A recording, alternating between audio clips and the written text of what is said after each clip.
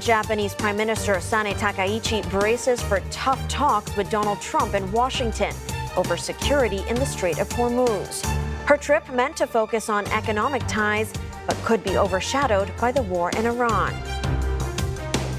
For more on Ms. Takaichi's visit to the U.S., Stephen Nagy, professor of politics and international studies at the International Christian University, joins us live from Tokyo. Professor, thank you for making the time to speak with us today. I want to start off with President Trump's recent comments. He called out Japan specifically when he criticized countries for ignoring his calls for help in the Strait of Hormuz. Could Ms. Takaichi face a showdown in the Oval Office today?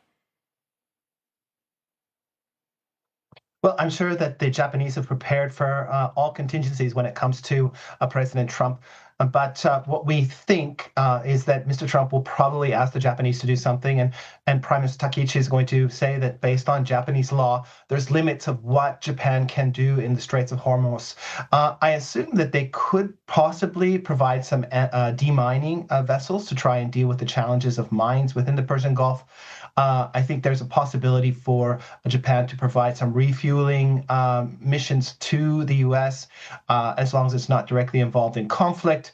But again, Japan has to look at involvement in the Hormuz Straits through its domestic law and whether or not this is the best choice for Japan. And until there is a clear objective established by President Trump in the United States, a strategy to achieve that objective, and then lastly, a commitment to diplomacy, I think that it's going to be difficult to pull Japan into the conflict in Iran in whatever capacity. Do you think she could be pressured by President Trump?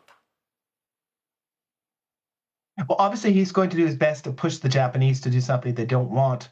But, Japan has had a relatively long and productive relationship with Iran to get those valuable energy resources that the Japanese economy needs. I think that it was willing to manage the relationship with the Iranian regime. But it also had real concerns about weapons of mass destruction and the related activities related to terrorism by Iran. So Japan's in a tough spot. It needs the energy in the region, but it also wants to strengthen and deepen the Japan-U.S. alliance so it can deal with what Japan's real priority is preventing Chinese hegemony from emerging in the Indo-Pacific region, while at the same time engaging with China through trade, on climate change and other activities when possible. Energy needs a key concern for Japan, as you said. With the Strait of Hormuz still blocked, could this be a point of cooperation for the U.S. and Japan? Could they perhaps cooperate on that Alaska project that Ms. Takaichi has mentioned before? So there's a couple areas of cooperation, one in the Middle East itself and then in Alaska. So let's start with the Middle East itself. I think that there's an opportunity to cooperate if the U.S. is going to focus and shift its efforts towards diplomacy. I think there's a real space for middle powers such as Japan, Canada, the European countries to come to the table and talk about how they could provide some support for stabilizing sea lines of communication in the Straits of Hormuz so those valuable energy resources can get out.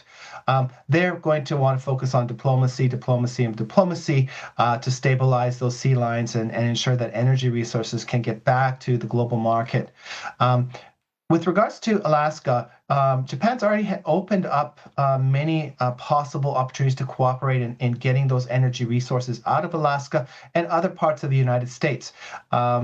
The United States is an energy superpower. It needs the infrastructure. It needs the markets. Can Japan be a key player in that process? And I think it can be a key player in helping the United States get its products out. But Japan's not the only U.S. is not the only market for Japan. And this is where there's going to be some interesting formulas. Japan just had a visit with the Canadian Prime Minister Carney, and they talked about energy and critical minerals. Will Japan shift its position from Canada to the United States? There's a strong possibility, as the U.S. is for Japan the most important and critical partner for its peace and stability. Ms. Takaichi has often stressed how important the U.S.-Japan relationship is. But as you mentioned, she is looking to other countries like Canada. Could Japan be focused more on diversifying its ties with other countries, given that the U.S. is kind of busy at the moment with the war on Iran? So Japan's already had that formula for decades, but it's accelerated. There has as my colleague Fukushima Akiko says, it's a lasagna kind of security approach.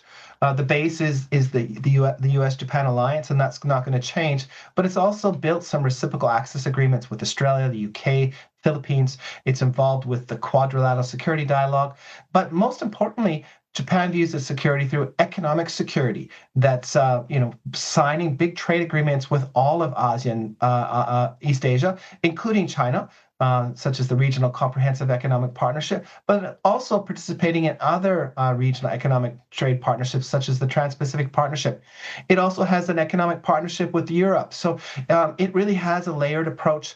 It's already diversifying, but its game plan is again to always focus on deepening the Japan-U.S. partnership and alliance, while at the same time diversifying not only its security partners, but those economic security partners that will help it build resilience into its economy for what I call hardened engagement, being able to engage with China, have that benefits, but at the same time avoid the weaponization of the economy. And that's going to continue to be the game plan for Japan. Japan is also facing President Trump's tariff campaign, and that includes the new global trade probes. Could we see developments on that front? Japan and the U.S. signed a trade deal last year. Is that still valid?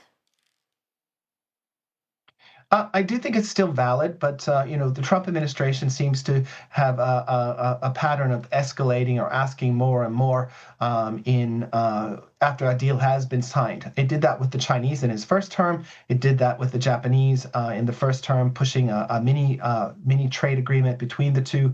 And I think this is going to continue to be the case that the United States under President Trump will continue to demand not only Japan, but other countries to continue to spend more, to open up their economies, and to recalibrate the trade relationships and trade imbalances with the United States. This is the long-term plan of the United States. They need to recalibrate their economy so that they can balance their own deficit spending and the need to continue to spend on military spending. And today, the deficit spending and spending for the military is on par, and this is no longer sustainable. And as a result, the U.S. is pushing allies like Japan to spend more. Thank you, Professor, for sharing your insights with us. We were speaking to Stephen Nagy, Professor of Politics and International Studies at the International Christian University.